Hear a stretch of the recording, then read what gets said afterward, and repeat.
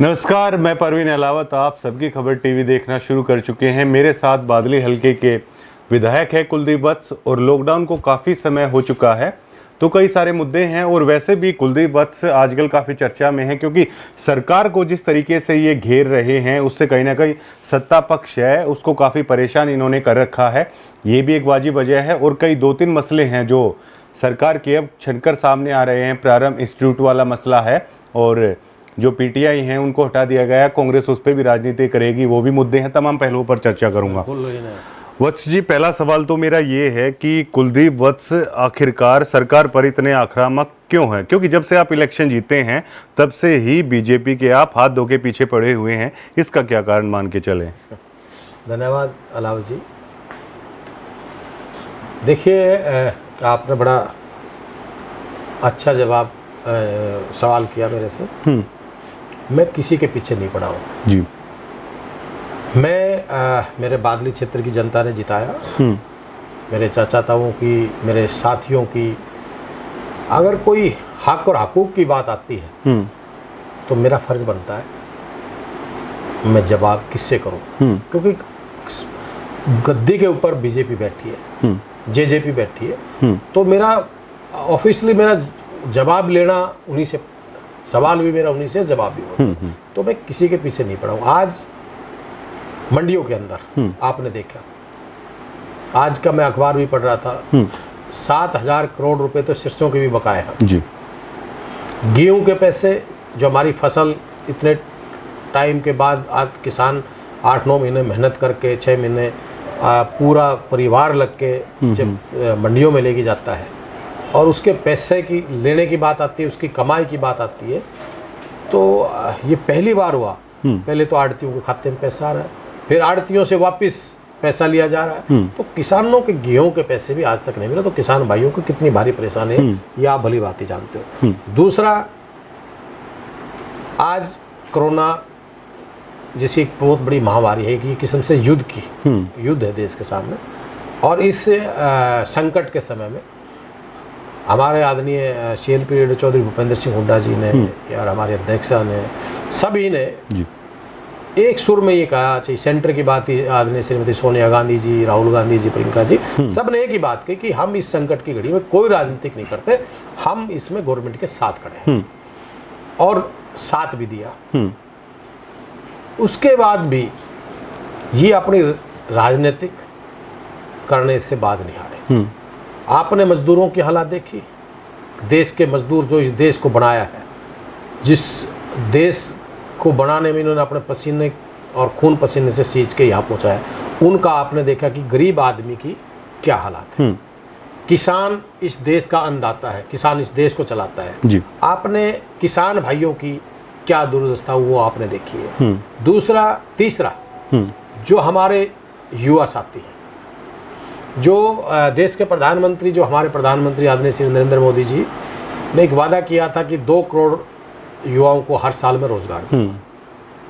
हमारे हरियाणा की गवर्नमेंट बनी बीजेपी की, उन्होंने भी वादे किए कि हम इतनी नौकरी देंगे, हम ये करेंगे।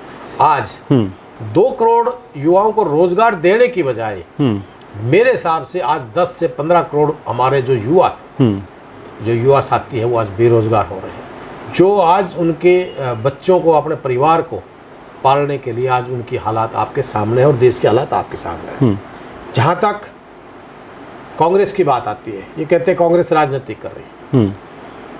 आदरणीय श्रीमती सोनिया गांधी जी ने पूरे देश में अपने अध्यक्षों को, अपने सीएलपी लीडरों को, अपने मुख्यमंत्रियों को, अपने एमएलएज को, सबको एक आदेश दिया कि भाई इस संकट की घड़ी में देश संकट से जूझ रहा है, तो हमारा एक फर्ज बनता है कि सब ने एक होकर गवर्नमेंट का साथ देना चाहिए। और उसी कड़ी में श्रीमती सोनिया गांधी जी ने जो ड्यूटी लगाई, चाहे ट्रेन की थी, चाहे खाने की थी, चाहे भाई हमारे जो मजदूर भाई थे उनको भेजने, बसों की बात थी, तो उन्होंने पूर्ण रूप से कांग्रेस पार्टी ने साथ दिया।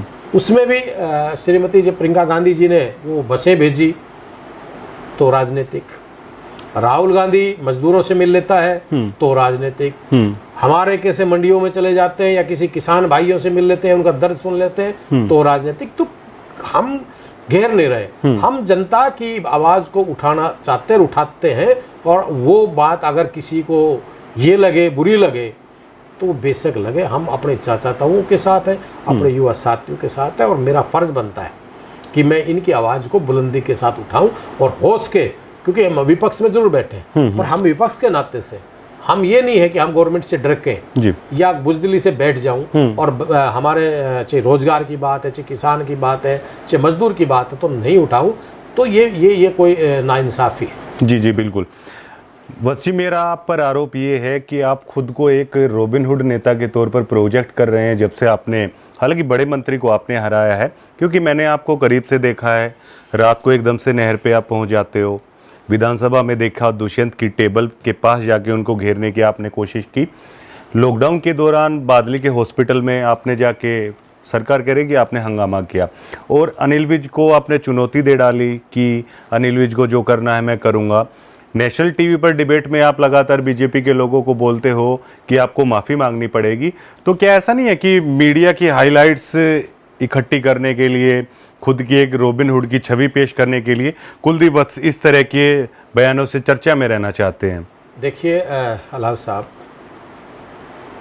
जहाँ तक आपने कि भाई आप रात को नहरों पे पहुँच जाते हो, आप विधानसभा में दुष्यंत जी की टेबल पे पहुँच जाते हो, आप हॉस्पिटल में जाके पहुँच जाते हो, आपने मेरे पे आरोप लगाए। हाँ, आरोप लगाए मैंने कि भाई आप कहीं अपनी पब्लिसिटी के लिए तो नहीं जाते जी, क्योंकि मीडिया अटेंशन देती है इस तरह की चीजों को। देखिए, मैं आज आपको एक क्लियर एक बात बता रहा हूँ, चाहे मेरे को मीडिया देखे ना देखे, पर आप रात को नहर की जब बात थी जी, करीबन मैं आपकी बात जो आप कहना चाह रहे हो, शायद आप रात को पहुंचे थे, हजारों एकड़ फसल आपके सामने खराब हो रही थी कि नहीं हो रही थी। उन बंदों के मेरे पास फोन आते हैं जी कि भाई साहब हमारी फसल बर्बाद होगी और हम बर्बाद हो गए, और जिन ने मेरे को चुना है, मेरे चाचा ताऊ, मेरे भाइयों ने, तो रात भी उनके लिए है और दिन भी उनके लिए है। मैं अगर उनकी बात नहीं उठाऊंगा तो कौन उठाएगा? मैंने वहाँ जाके ऐसी से बात करी, उसका समाधान करने की कोशिश करी, और ये उनके साथ एक बार नहीं, बार बार ये वाक़े हो रहे थे। कभी कहीं से नहर टूट रही थी, कभी कहीं से हो रही थी। क्यों टूट रही थी? 5 साल तक बीजेपी का मंत्री था, उसके पास महकमा था, कारण क्या था? क्यों टूटती थी? आपको पता क्यों टूटती थी? क्योंकि उन नहरों के नाम से बजट आता था, वो बजट खा लिया जाता था। उस नहर की ना कोई सफाई हो रही थी, ना कोई मरम्मत हो रही थी। उसके बाद जब मैंने वो आवाज़ उठाई, इनके अधिकारियों के पीछे पड़ा, तो उस नहर की छटाई भी हुई, उसकी मरम्मत भी हुई, तो उस किसान भाइयों को उसका फायदा मिला। अब उनकी फसल खराब ना हो। कोई नहर टूटती है तो फसल खराब होती है। दूसरा, आपने कहा कि दुष्यंत चौटाला जी विधानसभा में आप उनकी टेबल तक पहुंच गए थे। मैं क्यों पहुंचा उनकी टेबल तक? मेरे 3 मुद्दे थे। दुष्यंत चौटाला जी इलेक्शन से पहले,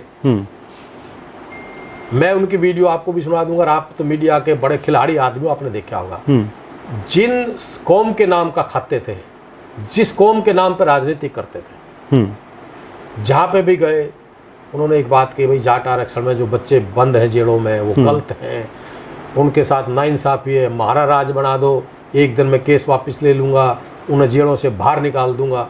तो मैंने कौन सा गलत किया, क्या गुनाह किया? जो बच्चे जेलों में बंद हैं, हाँ, जिनके ऊपर मुकदमे दर्ज है, इसमें मैंने कौन सी कोई गुनाह किया? और कोई गुनाह किसी ने लगा तो मैं ऐसा गुनाह तो बार बार करता रहूँगा। मैं इस चीज़ के नहीं, मैंने उनसे सवाल पूछा है कि आप इलेक्शन से पहले इन बच्चों को छोड़ने की बात करते थे, इनके केस वापस लेने की बात करते तो वो कब ले रहे हो आप? तो उसके श्रीमान जी ने जवाब नहीं दिया। मैं अपना जो मेरे पास जो हमारे जाट समाज ने जो मेरे को मोमेंटम दिया था, आप उस टाइम मौजूद थे, तो मैं क्या कमजोर की तरह, बुजदिल की तरह चुपचाप बैठ जाऊँ? मैंने उसके वहाँ टेबल पे गया, उसको कहा, अनिल विज को भी, उसको भी, श्री आदरणीय दुष्यंत चौटाला जी को भी, कि भाई आप इनके साथ न्याय करो, अन्याय ना करो। तीसरा मुद्दा, भाई जो ब्राह्मण समाज, जांगड़ा ब्राह्मण समाज, प्रजापत समाज, लवार समाज, नाई समाज, एससी समाज, स्वामी समाज, गोस्वामी समाज, ये करीबन 12-14 बिरादरियों का मुद्दा था जो धौली की जमीन थी, जो हुड्डा साहब ने वो जमीन दी थी। तो उसके बारे में जब दुष्यंत चौटाला अड़ के खड़े हो गए और उन 12-14 जो गरीब बेचारे लोग थे, इसमें कोई कुलदीप वत्स की कोई ज़मीन नहीं थी या कोई आपकी ज़मीन नहीं थी, किसी गरीब आदमियों की ज़मीन थी जो जिनको फ़ायदा मिल गया। तो इनको क्या तकलीफ थी, क्या पेट में दर्द था कि एक 12-13 बरादरी जो गरीब आदमियों को जिनको मिली हुई ज़मीन थी, क्या ऐसे दुष्यंत चौटाला या मनोहर लाल खट्टर जी को इन्होंने आंख में इनका आंगली मार दी जो उनकी ये कानून को बदलवा दिया रातों रात, उनकी ज़मीन को वापस छीनने का काम करा। तो ये कौन सा वो था? बादली के हॉस्पिटल में लॉकडाउन के दौरान इतनी रात को आप लाव लश्कर के साथ पहुंचे। तीसरी बात, रात को, हाँ, सोशल डिस्टेंसिंग सुनो, मेरी सुन ली। पहली बात तो मैं रात को नहीं गया, हाँ, मैं 3:30 और 4 के बीच में मैं वहाँ गया।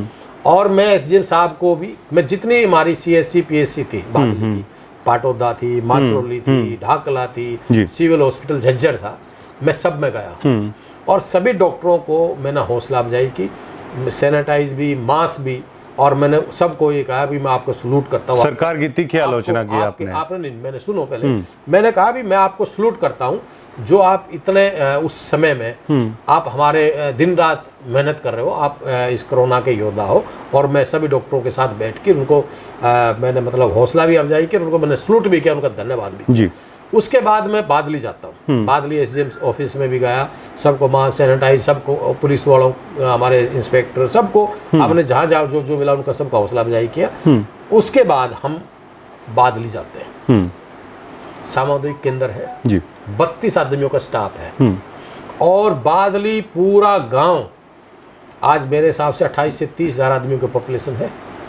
उसके साथ में और गांव कितने लगते हैं, भट्ठे कितने हैं, फैक्ट्रियां कितनी हैं जी, क्या एक डॉक्टर जो 24 घंटे वहाँ ऑन द रिकॉर्ड 24 घंटे एक डॉक्टर की ड्यूटी होती है, कोई डॉक्टर नहीं जी, कोई 2 स्टाफ नर्स, उनके अलावा एक वो जो चौकीदार था दारू पिए पड़ा था, उसके अलावा। और इस समय इतनी बड़ी जो महामारी चल रही है कोरोना की, जो जरूरत थी, और मैं कोई छापा मारने के लिए नहीं गया था, मैं कहा भी इनका भी हौसला बढ़ाऊं और सैनिटाइज और मास्क देने के लिए गया था। जहां लाव और लश्कर की बात है, वो वीडियो उनके पास फिर मेरे पास भी, तो हमने किसी से कोई वो नहीं था। ये वत्स जी यही चीजें उस चीज पे मोहर लगाती हैं जी जी। क्योंकि आपकी विधानसभा क्षेत्र के कर्मचारी ये मानने लगे हैं कि जो उनके विधायक हैं वो अधिकारियों को लेकर पॉजिटिव नहीं है, आप लगातार छापेमारी करते रहते हो, तो कहीं ना कहीं ये छवि है जो सरकारी कर्मचारी हैं उनके बीच में आपकी बनती जा रही है, गलतफहमी से बनती जा रही है। आप बनाना चाहते हैं कि आपका राज आए तो अधिकारी हैं वो कुलदीप वत्स के फोन करें और कुछ करें तो उन काम को अवॉइड ना कर पाए। देखिए एक बात सुन लीजिए, ना तो मैं किसी अधिकारी पर प्रेशर डालता जी, अधिकारी कोई डॉक्टर है, कोई एसडीएम साहब है, तहसीलदार साहब है, तहसीलदार साहब है, क्या फर्ज बनता उनका, पहले ये बताइए। लोगों के काम करना, उनकी समस्या सुनना। कुलदीप वत्स एमएलए नहीं बना जी, मैं जनता का प्रतिनिधि हूँ, सेवक हूँ।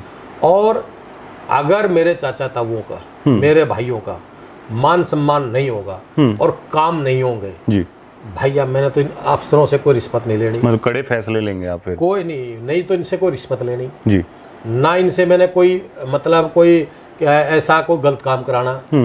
मेरा आपकी मीडिया के माध्यम से कहना चाहता हूँ, एक भी अधिकारी जी मेरे को ये बता दे और आपको कोई सबूत दे दे कि कुलदीप वत्स फोन करता है। अगर कोई सिपाही भी है, एक विधायक होते हुए मैं कहता हूँ हाँ जी हवलदार साहब नमस्कार, हाँ जी जय साहब, मैं साहब के बिना किसी को बोलता हूँ, बता दो जी। आप किसी बड़े अफसर से मैं सर बगैर नहीं बोलता, इज्जत देने में कसर नहीं छोड़ता, और गवर्नमेंट तनख्वाह दे रही है जी, तो काम कौन करेगा, काम कौन करेगा? जो भ्रष्ट आदमी होगा और जो जनता के काम नहीं करेगा, जो जनता के साथ अपमान करेगा। कुलदीप वत्स 1001% मैं आपके चैनल के माध्यम से मैं कबूल करता हूँ, मैं ऐसे छापे भी मारूंगा और ऐसे ही जितना मेरे से बल पड़ेगा उन अधिकारियों की कारगुजारी जो है वो उजागर भी करूंगा और उसकी मुख्यमंत्री से भी शिकायत करूंगा, जो महकमे का मंत्री है उनसे भी शिकायत करूंगा। फैसला गवर्नमेंट ने लेना है कि भ्रष्ट अधिकारियों को भाई बढ़ावा देना है या लोगों को ईमानदार सरकार के ये जो बात करते हैं भाई हम ईमानदार गवर्नमेंट है, भाई सारी वो है। आज मैं आपको बता रहा हूँ, मेरे पास 3 दिन पहले जी फोन आया और विदिन आदमी को पेश करूंगा कि विधायक जी 100 रुपये गज, शिलानी गांव के बंदे का फोन आया जी कि 100 रुपये गज के बड़े तहसीलदार साहब रिश्वत मांग रहे हैं और 100 रुपये गज के पैसे देंगे तो रजिस्ट्री करेंगे, ना रजिस्ट्री नहीं करेंगे। तो आपने क्या इस पे किया? मैं आपको बता रहा हूँ, उनका फोन, मैंने कहा भाई आप एक काम करो, मेरे को प्रूफ दे दो कोई, ठीक है। तो मेरा कहने का मतलब जो ये है, क्या 100 रुपये गज के, 200 रुपये गज के आप एक आम जनता से पैसे मांग रहे हो? मैं आपके चैनल के माध्यम से कह रहा हूँ, और उस मैं आपके ये भी आपके चैनल के माध्यम से कहता हूँ, मैं अगर ये बात झूठी मिले, उन्होंने मेरे से नहीं कही होगी, तो जो गुनाह, जो सजा चोर की होती है वो मेरी होगी। जी जी। अच्छा वत्स जी, ये बताइए, चलिए मान लेते हैं, मैं दूसरा, क्या ऐसे भ्रष्ट अधिकारियों को इनाम देना चाहिए? उनको इनाम देना चाहिए कि भाई बहुत ईमानदार आदमी है, इनको इनाम दो, इनको मेडल दो। क्या बादली के हॉस्पिटल में 32 डॉक्टरों में से, स्टाफ में से, इतने बड़े में दो वहाँ हैं, रात वहाँ डिलीवरी, वहाँ मीडिया के साथी भी थे, और मैंने तहसीलदार को मौजूद वहाँ पे बुलाया, डिलीवरी पेशेंट वहाँ पे तड़फ रहा है। क्या मैंने गुनाह कर दिया? बादली के हमारे चाचा ताऊओं को वहाँ अंदर जाते हैं, उनके हालात आप जाके पूछना जी। और मैं कहता हूँ ऐसा कानून रोज तोड़ूंगा जी। अगर मेरे चाचा ताऊ, मेरे परिवार के, मेरे बादली क्षेत्र के लोगों को परेशान किया जाएगा जी, तो ऐसे कानून मैं रोज तोड़ूंगा। ऐसे कानूनों से मैंने बिल्कुल डरना। अनिल विज जी को सख्त नफरत है जो कानून तोड़ते हैं। आपने उनको चुनौती दे दी थी कि मैं तो मंडियों में ऐसे ही जाऊंगा, क्या उनसे आपको घबराहट नहीं हुई? मैंने कोई अनिल विज से चुनौती नहीं दी। मैंने अनिल विज जी से ये कहा, आपने मीडिया ने मरोड़ तोड़ के क्या कहा वो भी सुनो। मैं आज भी कहता हूँ, मैंने ये कहा, मैं आदरणीय अनिल विज जी का इस फैसले का मैं स्वागत करता हूँ, पर मैं अनिल विज जी से एक रिक्वेस्ट करता हूँ, अपने अधिकारियों को और मुख्यमंत्री जी आदेश दें कि किसी भी किसान भाइयों को परेशानी नहीं हो, उनके गेहूं, उनके फसल जो सरसों की है वो उनको परेशानी ना, उनकी बिके, और किसान भाइयों को तकलीफ नहीं हुई तो हम कोई भी मंडियों में नहीं जाएंगे। अगर मेरे किसान भाइयों को परेशानी होगी तो कुलदीप वत्स सबसे पहले मैं जाऊंगा, और भाई मेरे खिलाफ जो आपने जेल में डालना डाल देना। मैंने ये बात की। अच्छा, इसका कारण बताइए आप कि आप लोग मजबूत विपक्ष हैं, विधानसभा में मांगे भी आप भी उठाते हैं, पार्टी के अन्य लोग भी उठाते हैं, लेकिन ग्राउंड पे जो इम्प्लीमेंट है शायद वो गवर्नमेंट आपकी मान नहीं रही है। धान घोटाले की आपने बात की थी, उसका कोई परिणाम नहीं निकला। उसके बाद मंडियों में आज भी हालात बुरे हैं, शराब किस तरह से बिकी है उसकी जांच कोई निष्पक्ष नहीं हो रही है। और आपके यहाँ झज्जर जिले में ही प्रारंभ इंस्टीट्यूट, देश का इकलौता ऐसा इंस्टीट्यूट है, उसको सरकार उठा के ले जा रही है, जबकि 4 विधायक कांग्रेस पार्टी के यहाँ से हैं। तो आप ये बताइए कि आप लोग सरकार पर मजबूत विपक्ष होते हुए भी दबाव आखिरकार क्यों नहीं बना पा रहे हैं? देखिए, मैं आपकी बात से सहमत हूँ, 4 विधायक दिए हैं। हाँ। पूरे जिला झज्जर का हम धन्यवाद करते हैं। एक शिक्षण संस्थान है वो जा रहा है बाहर। जो जहाँ तक आपने बात कही प्रार स्कूल की, ये हमारे जिला के लिए गौरव की बात है जी। और आदरणीय चौधरी भूपेंद्र सिंह हुड्डा जी ने 2013 में ये हमारे को एक झज्जर जिले को एक बहुत बड़ी सौगात दी जी। मैं आज मीडिया के माध्यम से मैंने उठाया है और डीसी को भी ज्ञापन दिया, मनोहर लाल खट्टर जी से भी हम मिलेंगे, जा रहे चंडीगढ़। 1001% बहुत गलत फैसला है जी। और हरियाणा की जनता सब जानती है, झज्जर जिला के सारा जानते हैं, झज्जर जिले को जी आज तक एक भी कोई इंस्टीट्यूट नहीं दिया, कोई बड़ी सौगात नहीं दी। जो हमारा हक है, जो हमारे को 2013 में मिला, आज 8-9 साल हो गए, आज उसको गुड़गांव में शिफ्ट कर रहे हैं। हाँ। मैं बिल्कुल इस बात से सहमत हूँ और इसके आज आपके चैनल के माध्यम से कह रहा हूँ, झज्जर जिले से इसको उठने नहीं देंगे, पूरी लड़ाई लड़ेंगे और मजबूती से इस बात के लिए लड़ाई लड़ेंगे। गवर्नमेंट चाहे धान का फैसला था वो भी इन्होंने, कारण क्या है, इनकी ना कोई नीति है ना इनकी कोई नीयत है। एक बार रात को कोई फैसला लेते, सुबह उस फैसले को चेंज कर देते। धान वाला फैसला था, धान घोटाला की बात हुई, तो उसमें कुछ क्लीन चिट दे दी, छोटी मोटी कार्रवाई करके छोड़ दिया। जहाँ किसानों के धान उसकी पिराई की बात थी, उसका क्या है, भी आप अपनी मन मर्जी से जी। एक चीज मैं भी आपके माध्यम से कहना चाहता हूँ, जहाँ नहरी इलाका है वहाँ धान की फसल बोनी चाहिए, पर कई जगह ऐसी है, इसमें जी कांग्रेस की गवर्नमेंट है, जी बीजेपी की गवर्नमेंट है। मैं अपने दिल से एक बात कहता हूँ, जहाँ पानी नहीं है जी, वहाँ किसान भाइयों ने भी सोचना चाहिए कि धान नहीं बोना चाहिए, क्योंकि भाई जल ही जीवन है। एक दिन लिखा है कि कहीं जल युद्ध ना हो जाए, तो इसके लिए जहाँ पानी नहीं है वहाँ नहीं बोना चाहिए, जहाँ नहरी इलाका है तो वहाँ नहीं बोएंगे तो और कहाँ बोएंगे। तो ये बात। तीसरी, आपने शराब की बात जी, शराब जो घोटाला था, इनकी कारागुजारी चंडीगढ़ में आप लोगों ने जेजेपी की भी देख ली, बीजेपी की भी देख ली, क्या कहना चाहेंगे इस पे? देखिए, जो शराब घोटाला था, मैंने मीडिया के सामने पहले उठाया और मैं नेशनल चैनल पे भी एक बार बोला उसमें, ये शराब जो घोटाला है ये वास्तव में बहुत बड़ा घोटाला है जी।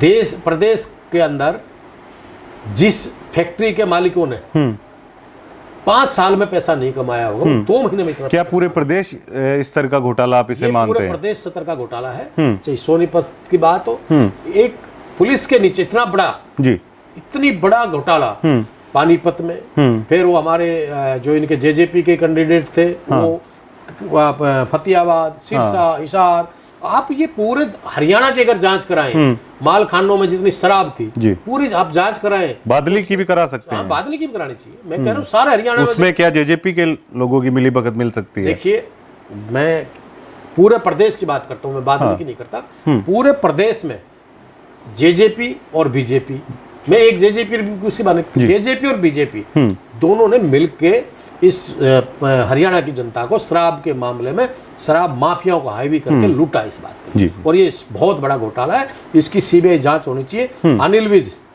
अनिल विज जी बात करते हैं ईमानदारी की। मैं ईमानदारी का सर्टिफिकेट देने वाला कोई नहीं, पर हरियाणा की जनता जब ईमानदारी का सर्टिफिकेट बीजेपी को और जेजेपी को देगी, जब इसमें दूध का दूध और पानी का पानी हुए और जो दोषी हैं उन पे कड़ी से कड़ी सजा। चलिए, आखिरी सवाल है मेरा, आप अपनी कोई विशेष बातें ये बताइए जो लॉकडाउन के दौरान आपने जनता के लिए की हो, या जनता ये कह सके कि हाँ भैया मेरे विधायक ने इस संकट की घड़ी में हम लोगों के बीच में रहे, हम लोगों के लिए काम किया, तो उस पे कुलदीप वत्स कहाँ पे मानते हैं कि खरे उतरे हैं? क्या क्या कोई ऐसी चीजें आपने क्षेत्र के लोगों के लिए की? देखिए अलाव साहब, इसका जवाब तो मैं 1 मिनट बाद दूंगा। पहले एक जो हमारी मेन जो आपने मेरे से क्वेश्चन किया था स्कूल वाला, आज मैंने प्रेस कॉन्फ्रेंस वैसे करके प्रेस नोट भी दिए हैं और डीसी से ज्ञापन भी दूंगा जी, और मुख्यमंत्री जी से स्पेशल 1-2 दिन में टाइम लेके चंडीगढ़ भी जा रहे हैं। क्योंकि ये मेरे जिला झज्जर का बच्चों का भविष्य जुड़ा हुआ जी, एक ये नीड है मेरे इलाके को, मेरे जिला को, क्योंकि पूरे हरियाणा में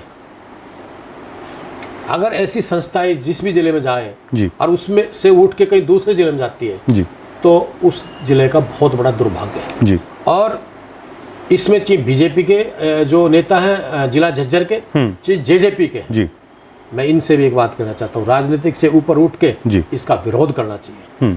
और हम एक बात कहते हैं, रोड से लेके अगर हमारी स्कूल को उठाने की इन्होंने तो पूरी कोशिश की, तो उठा रहे हैं जी, हम रोड से लेके विधानसभा तक इसका संघर्ष करेंगे और इसमें कितना भी बड़ा कुछ सामने करना पड़े, हम इसको उठने नहीं देंगे। अगर मनोहर लाल खट्टर जी हमारे जिला झज्जर को कुछ दे नहीं सकते जी, तो हाथ जोड़ के हमारी ये रिक्वेस्ट है, हमारे जिला झज्जर से इतनी बड़ी संस्था को ना उठाए। कुलदीप वत्स ईंट से ईंट बजा देंगे, अगर उठाएंगे। ईंट से ईंट जितनी हमारी ताकत है वो 100% हम लड़ाई लड़ेंगे जी।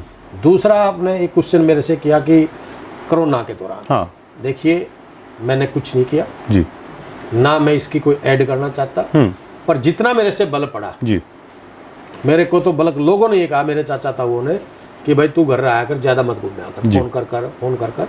पर जितनी हमारा फर्ज बनता था, ना कोई हमने एहसान किया ना कुछ और, जितनी छोटी मोटी जो हमारे से बड़ी, हमने अपने इलाके की सेवा करने की कोशिश की है। और जो भी भाई कोई गलती भी मेरे से हो जाए तो मैं बच्चा ही नहीं कहूँ, तो कोई मैं माफ़ी मांगता हूँ। पर मेरी कोशिश ईमानदारी से, दिल से, मेरे साथियों की, मेरे परिवार की, मेरे भाइयों की, मेरे चाहे भतीजे थे, भांजे थे, मेरे जितने टीम के मेरे सारे साथी तकरीबन सब ने जो हमारे को कहीं ड्यूटी मिली, कोई परेशानी आई, चाहे सैनिटाइज की बात थी, चाहे मास्क की बात थी, चाहे खाने की बात थी, तो हमारा जितना देखो, जितनी सामर्थ्य के अनुसार हमने पूरी कोशिश की। और वही कोई कमियां रही भी हों तो भाई देखो, जनता जानती, हम अपनी बढ़ाई अपने मुंह से नहीं कर सकते, पर जितनी है हम उन्हीं के बेटे, उन्हीं के बच्चे, और कोई गलती भी हो जाती है तो भाई, पर कोशिश मेरी ना नीति में खोट है ना मेरी नीयत में। मैं अपने चाचा ताऊओं के साथ, अपनी बादली की जनता के साथ 100% पूर्ण रूप से। बहुत बहुत शुक्रिया सर। ये बादली से विधायक थे कुलदीप वत्स, और तमाम पहलुओं पर बिल्कुल बारीकी से मैंने पूछा है। हालांकि कुलदीप वत्स से पूछने में एक बात सहज हो जाती है, क्योंकि हर मुद्दे पर, किसी भी मुद्दे पर पूछ लिया जाए, लगता है बड़ी बेबाकी से है, हर बातों का जवाब देते हैं। हर पहलू पर मैंने बात की है कि सरकार को लेकर इतनी आलोचना आखिरकार कुलदीप वत्स क्यों करते हैं, तो इनका कहना है कि चाहे किसानों का मुद्दा हो, प्रवासी मजदूर का मुद्दा हो, शराब घोटाले का मुद्दा हो, चाहे शिक्षण संस्थानों का मुद्दा हो, चाहे बेरोजगारी एक मुद्दा हो, हर चीज़ को लेकर कहीं ना कहीं भारतीय जनता पार्टी और जननायक जनता पार्टी है वो बिल्कुल भी खरी नहीं उतर पा रही है। साथ ही साथ इन्होंने कहा है कि अगर लोगों ने जिम्मेदारी दी है, अगर सत्ता पक्ष अपना काम बखूबी से अगर नहीं कर पा रहा है, तो विपक्ष के विधायक होने के नाते उनका कर्तव्य है कि वो जोर शोर से है, वो सत्ता की पूरी तरह से मुखालफत है, खिलाफत है, वो करे और जनता के हकों की लड़ाई लड़े। आगे प्रारंभ इंस्टीट्यूट को लेकर भी बातें हुई हैं। पूरी देश का एकमात्र ऐसा इंस्टीट्यूट है जो कैम्ब्रिज विश्वविद्यालय, बर्कली यूनिवर्सिटी की तर्ज पर हिंदुस्तान में खोला गया था, जिसमें पूरी तरह से शिक्षक है वो बन के निकलते हैं। आपको समझा देता हूं कि डॉक्टर बनने के लिए मेडिकल इंस्टीट्यूट हैं, इंजीनियरिंग बनने के लिए IITs हैं, लेकिन शिक्षक बनने के लिए पहला ऐसा इंस्टीट्यूट है। और कांग्रेस के विधायक हैं, लगातार इस चीज़ को लेकर बीजेपी को जमकर घेरेंगे, क्योंकि हमें ये पता चला है कि भाजपा इंस्टीट्यूट को उठाकर गुड़गांव ले जा रही है। कुलदीप वत्स ने भरोसा दिलाया है कि अगर इंस्टीट्यूट को लेके जाएंगे तो करारा जवाब दिया जाएगा, और जनता पूरी तरह से भरोसा रखे, इंस्टीट्यूट को जज्जर से बाहर है, वो जाने नहीं देंगे। शुक्रिया।